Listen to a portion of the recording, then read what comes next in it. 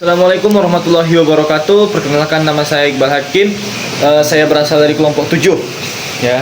Di sini saya ingin menjelaskan teori tentang asimilasi Islam pada peradaban terdahulu. Ya.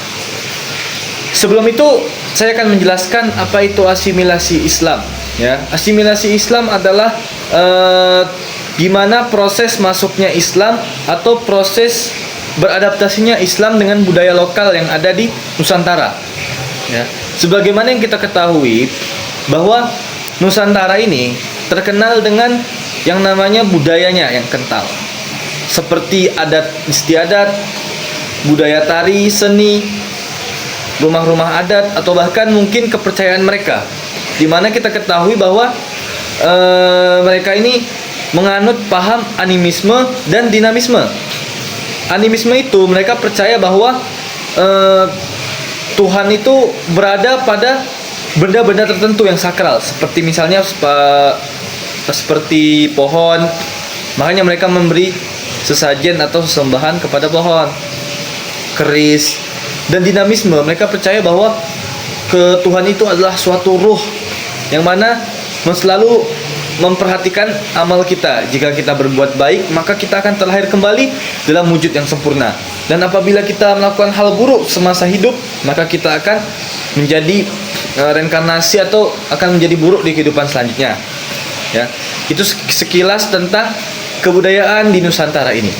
Dan bagaimana proses islamisasi atau asimilasi Islam pada daerah atau negara dengan kebudayaan yang sangat kental.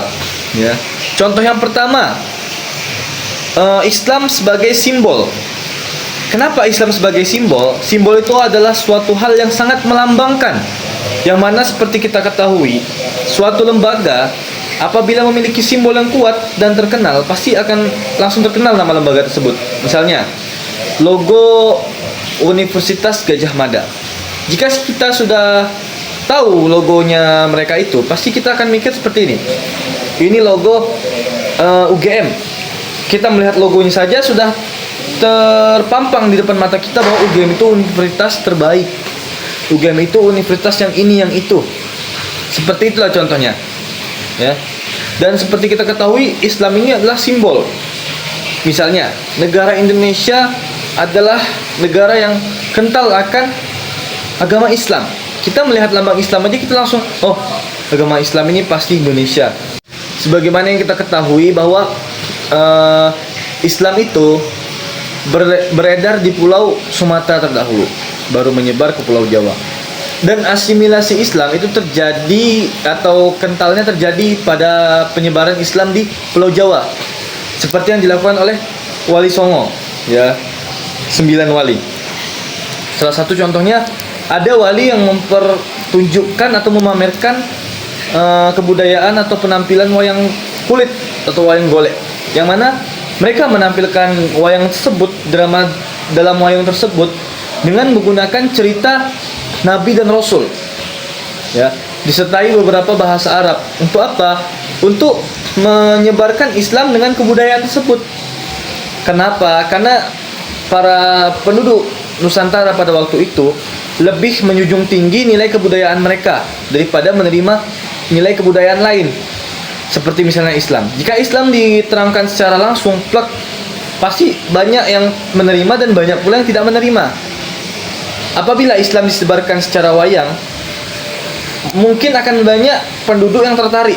Oh, ini kisah apa? Oh, ini kejadian apa kok menurut apa menarik seperti ini? Lalu datang mereka ke salah satu wali tersebut dan bertanya. Nah, akhirnya wali tersebut membimbing mereka agar masuk Islam. Nah, oleh karena itu Islam di Nusantara ini berkembang sangat pesat. Kenapa?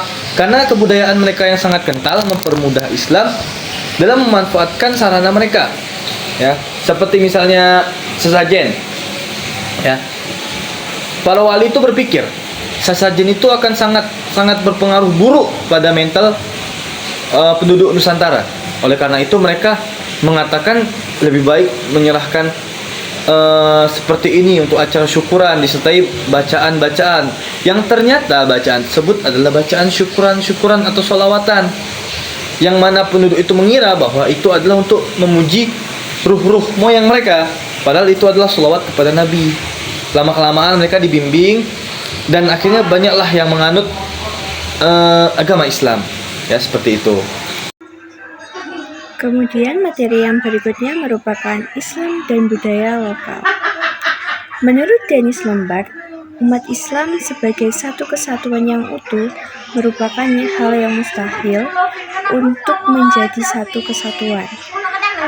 Hal ini berbanding terbalik dengan Islam yang ada di Nusantara. Karena antara Islam yang ada di Nusantara dengan Islam yang ada di luar Nusantara terlihat cukup berbeda. Interaksi antara kepercayaan pra-Islam seperti animisme, Hindu, dan Buddha terlihat tetap hidup serta mewarnai Islam dalam ajaran serta aktivitas ritual para pemeluknya. Hal ini menunjukkan bahwa Islam tidak berkembang dalam ruang hampa budaya. Islam di Nusantara berinteraksi dengan realitas lokal, di mana ia berkembang sehingga terjadi interaksi adaptasi dan akulturasi antara budaya lokal dengan Islam. Akulturasi budaya Islam di Nusantara tidak lepas dari pengaruh para wali songo. Proses masuknya pun terjadi secara damai karena wali songo menyebarkan ajaran Islam ini dengan pendekatan budaya lokal. Wali songo tidak menghapuskan tradisi yang sudah ada, namun menyesuaikan ajaran Islam dengan tradisi tradisional Nusantara yang sudah ada terlebih dahulu. Contoh dari akulturasi budaya sendiri yang terjadi di Nusantara yaitu bentuk bangunan masjid yang berupa stupa, kemudian pagelaran wayang, dan juga tembang dolanan seperti tembang Majapahit, tombol ati, dan lain sebagainya. Dengan demikian, hubungan Islam dan budaya lokal merupakan hubungan yang saling memperkaya. Islam memberi spirit baru pada budaya lokal, sementara budaya lokal sendiri memberi kekayaan interaksi bagi Islam. Dari proses inilah yang menghasilkan bentuk-bentuk Islam yang unik dan beragam sesuai dengan karakter masyarakat di mana Islam itu berkembang. Baik, saya akan meneruskan materi dari teman saya. Di sini saya akan menjelaskan bab 3 atau materi ketiga dengan judul asimilasi Islam. Di sini yang merupakan proses interaksi antara budaya Islam dan budaya lokal. Jadi, dalam proses ini bersifat dua arah, di mana kedua kelompok saling mempengaruhi dan beradaptasi, menghasilkan perubahan signifikan dalam kebudayaan masing-masing. Adapun proses asimilasi, pertama, mari kita lihat proses asimilasi itu sendiri. Asimilasi terjadi melalui interaksi sosial yang intens antara individu ataupun kelompok dari latar belakang budaya yang berbeda.